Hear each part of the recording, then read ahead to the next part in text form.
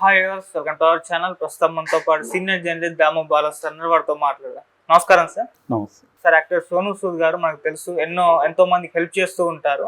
అయితే రీసెంట్ గా ఒక వీడియో పైన ఆయన చేసిన ట్వీట్ కూడా కాంట్రవర్సీ క్రియేట్ చేసింది. అంటే ఆ వీడియోలో ఒక ముస్లిం వ్యక్తి రొట్టె తయారు చేస్తున్నప్పుడు ఉమ్మేసి తయారు చేస్తూ ఉంటాడు.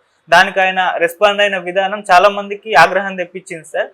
మరి ఆయన ఏ విధంగా రెస్పాండ్ అయ్యారు, మరి దానిపైన మీ ఒపీనియన్ సార్? మామూలుగా ఇది ఎలా స్టార్ట్ అయిందంటే, ఒక రొట్టెలు చేస్తున్న ఒక ముస్లిం వ్యక్తి ఉమ్మి వేసి ఆ ఉమ్మితో క్లీన్ చేసుకొని దాని మీద చేస్తున్నాడు. ఇది మధ్యకాలంలో ఇలాంటి వీడియోలు చాలా బయటకు వచ్చాయి.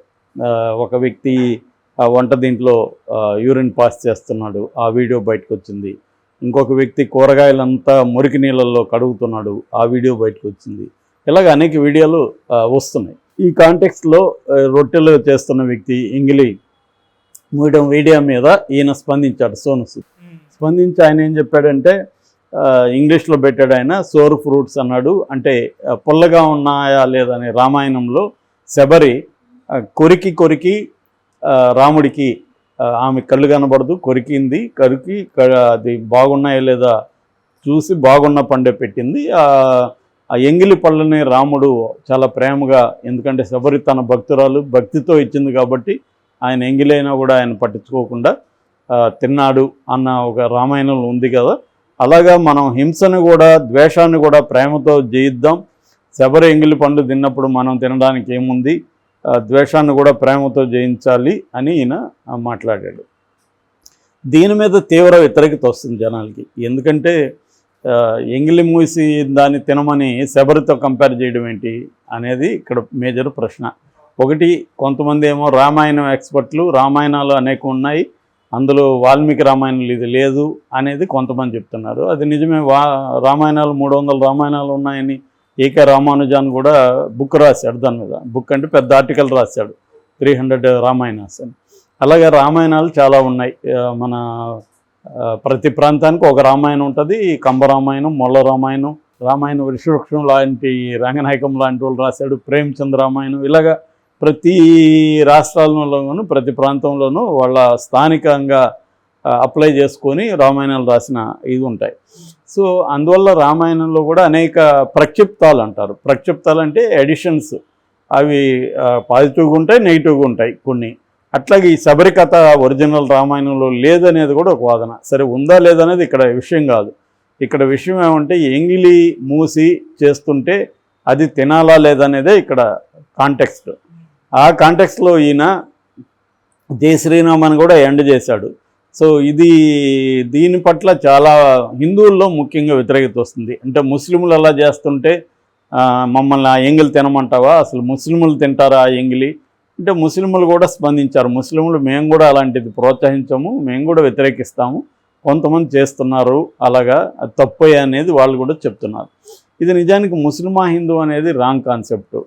ఎందుకంటే ఎవరైనా ఇలా చేస్తే వ్యతిరేకించాలి. ఈ మధ్యనే మనం హైదరాబాద్లో చూస్తున్నాం, కర్ణన్ అనుకుంటా ఆయన పేరు, ఈ హెల్త్ డిపార్ట్మెంట్ ఆఫీసరు, ఆయన అనేక హోటళ్ళ మీద దాడులు చేసినప్పుడు చాలా షాకింగ్ విషయాలు. మనం రెగ్యులర్గా తినే మంచి హోటళ్ళు అనుకుని వాటిల్లో కూడా పాచిపోయిన ఫుడ్డు, చికెను, పాచిపోయిన చికెన్ అంతా ఫ్రిడ్జ్లో పెట్టి మళ్ళీ వాటిని వేడి చేసి ఇవ్వడం.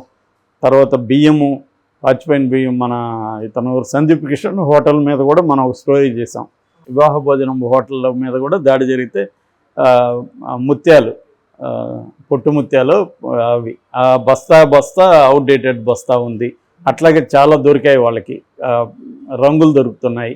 అట్లాగే కొన్ని స్వీట్ స్టాల్, ఎమరాల్డ్, అది చాలా పాపులర్, ప్రకృతి వ్యవసాయంతో పండించే వాటిని అమ్ముతారు అక్కడ, వాటితోనే స్వీట్లు చేరుస్తారు. అక్కడ కూడా ఇటువంటి కలర్స్ కానీ ఇటువంటి అవుట్డేట్ అయిన ఇది కానీ అవన్నీ ఉన్నాయి అనేది వార్తలు వచ్చాయి. అంటే ఈ స్థాయిలో మన చుట్టూ హైదరాబాదులోనే వీళ్ళంతా హిందువులే కదా, చాలామంది హిందువులే ఉన్నారు. సో ఇక్కడ హిందూ ముస్లిం అనేది కాదు, ఒక ఫుడ్ని వీళ్ళు ఎలా ట్రీట్ చేస్తున్నారు. మనం డైలీ ప్రేమతో వెళ్ళి హోటల్కి వెళ్ళి తింటున్న ఫుడ్ని వీళ్ళు ఎట్లాంటి ఫుడ్ మనకు పెడుతున్నారు అనేది సీరియస్గా వ్యతిరేకించాలి తప్ప, ఇది ఎంగిలైతే ఏమి శబరి తినింది, శబరి తింటే నాకేంటి, రాముడు తింటే నాకేంటి అనుకుంటాడు కదా, ఒక రాముడు తిన్నాడు కాబట్టి నా ఎంగిల్ నువ్వు తినరా అని ఎవడని అంటాడా? సో ఇది రాంగ్. ఆయన ఖచ్చితంగా స్టూపిడ్ ట్వీట్ అది. అందులో మరి అతను ఏదో విశాలత్వాన్ని చాటాలన్నట్టుగా ఆయన ఒక బిల్డప్ ఇచ్చినట్టు కనబడుతుంది. నిజానికి అతను కూడా యూరిన్ పాస్ చేసి తింటాడా? ఆ మురికిలో ఉన్న టమాటోలు తింటాడా? తినలేరు ఎవరైనా. నాకు తెలియకపోతే తింటాం, తెలిసిన తర్వాత ఇప్పుడు చాలామంది ఇవన్నీ బయటకు వచ్చిన తర్వాత ఆ హోటల్కి పోవాలంటే భయపడుతున్నారు. ఎందుకంటే ఈ హోటల్ ఇది మనం తినేది మొన్నటిదేమో అనే ఫీలింగ్ అయితే మనకి వచ్చేస్తుంది. సో ఇది రాకుండా ఉంటే ఓకే, కానీ ఒకసారి అది చూసినాక, ఇప్పుడు ఆ వీడియో ఎంగిల్ మూసి చపాతీలు చేస్తున్న వీడియో చూసినాక అటువంటి డాబాలకు వెళ్ళాలంటే భయం వేస్తుంది ఖచ్చితంగా. అది ముస్లిం అనుకున్నప్పుడు ఇంకెక్కడ ముస్లింలు చేసినా అందరికీ అది, ముస్లింలందరికీ అది వస్తుంది. నిజానికి ముస్లింలు అందరూ అలా చేస్తారు. నిజానికి మనకు బెస్ట్ హోటల్స్ అంతా ఇక్కడ ముస్లిమ్స్. బెస్ట్ బిర్యానీ ఏది ఇప్పటికీ మనకి ముస్లిమ్స్ నడుపుతున్న ప్యారడైజ్ ఇట్లాంటివి. కాకపోతే ఏంటంటే ఫుడ్ చాలా విషయాల్లో, ముఖ్యంగా నాన్ వెజ్లో ముస్లిం ఫుడ్ అనేది బ్రహ్మాండంగా ఉంటుంది. కానీ వాళ్ళల్లో ఎవరు, వాళ్ళందరూ ఎందుకు చేస్తారు ఇలాగా? అందరూ చేస్తే ఇంత సర్వైవ్ కాలేరు. ఎవరో చేసిన దానికి మొత్తం కమ్యూనిటీని అనడం ఫస్ట్ కరెక్ట్ కాదు ఒకటి. రెండవది, ఆ కమ్యూనిటీ వాళ్ళు మాత్రమే ఫుడ్ని ఇలా చేస్తారా? భయంకరంగా కల్తీ ఫుడ్ మనం తింటున్నాం రోజు.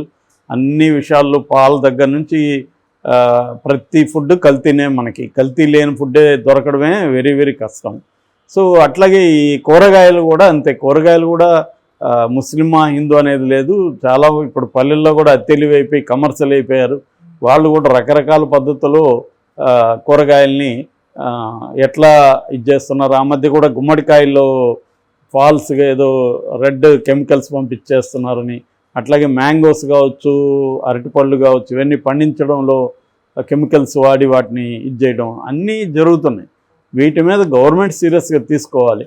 ఈ కాంటెక్స్ట్లో ఆయనైతే ఖచ్చితంగా అది వ్యతిరేకించాలి. ఆయన ట్వీట్ని, అది రామాయణం అది కోట్ చేయడం, జై శ్రీరాము, ఈ గోలంతా అవసరం లేదు. దాన్ని ఖండిస్తున్నాం, అది చేయకూడదు, ఎవరు చేయకండి అలాగని చెప్పాల్సిన ఇది పోయి ఆయన ఒక ఇన్ఫ్లుయెన్సరు. అట్లాంటి వాడు రాముడు శబరి తినింది కాబట్టి నేను తింటాను మీరు కూడా తినండి అంటే ఎందుకు తింటారు? ఎవరైనా ఎందుకు తినాలి? ఫస్ట్ ఆఫ్ ఆల్ అది కరెక్ట్ కాదని చెప్పాలి. కానీ శబరి ప్రేమతో పెట్టింది రాముడు తిన్నా అంటే దానికి దీనికి అసలు పోలిక ఏమన్నా సంబంధం? ఇతను ప్రేమతో మనకేమన్నా ప్రేమగా పెడుతున్నాడా? ఎంగిల్ మూసి ప్రేమగా పెడుతున్నాడా? సో మనం ఏమైనా అడిగామా నువ్వు ఎంగిల్ మూసి ప్రేమగా పెట్టాను? కాబట్టి అది ఖచ్చితంగా ఖండించాల్సిన విషయం. అయితే మనోళ్ళు ఏంటంటే దాన్ని మాత్రం ఖండించకుండా ఊరిక ఉండకుండా అతన్ని వ్యతిరేకంగా చేస్తున్నారు. ఇతను బెట్టింగ్లో పట్టుబట్టాడు. బెట్టింగ్ యాప్లు, మహాదేవ్ బెట్టింగ్ స్కామ్లో 34 మంది పట్టుబడితే అందులో ఇతను కూడా ఉన్నాడు. ఇలాగే ఇంకా అతను అసలు హెల్ప్ చేసిందంతా కూడా డబ్బుల కోసమే చేశాడు, ఫండ్స్ కోసమే అని ఇంకా అతన్ని మొత్తం డిఫేమ్ చేయడం కూడా మొదలుపెట్టారు. అది కూడా కరెక్ట్ కాదు. అది ఈ సందర్భంగా చేయకూడదు. ఈ సందర్భంగా అతను చెప్పిన ట్వీట్ మీద స్పందించాలి తప్ప అతన్ని డిఫేమ్ చేయడం, అతను గతంలో చేసిందంతా కూడా ఎవరికి చేశాడు, 3-4 చేశారు, ఇవన్నీ ఇలాగా దాన్ని ఇది చేయడం ఇది రాంగు. ఎందుకంటే ఖచ్చితంగా అతను కరోనా టైంలో చాలామందికి పెద్ద స్థాయిలోనే హెల్ప్ చేశాడు. దానికి సంబంధించి అతనికి ఫండ్స్ వచ్చుండొచ్చు.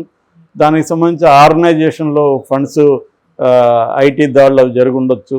ఇవన్నీ రాజకీయంగా కూడా ప్రేరేపం. బీజేపీకి అతను యాంటీ అనుకున్నప్పుడు బీజేపీ ఐటీ దాడులు చేయిస్తుంది. అవన్నీ పక్కకు వెళ్ళి సపరేట్గా డిస్కస్ చేయాల్సిన అంశాలు తప్ప దీంతో లింక్ పెట్టాల్సిన అవసరం లేదు. ఖచ్చితంగా ఎవరు ఇలా చేసినా, ఏ కమ్యూనిటీ వాళ్ళు చేసినా వ్యతిరేకించాలి. ముఖ్యంగా ఫుడ్ విషయంలో చాలా హైజీన్ అవి పాటించాలి. మనం ఇట్లాంటి ఎంగిల్ను మూయడాలు, యూరిన్ పాస్ చేయడాలు, మురికి నీళ్ళలో క్లీన్ చేయడాలు,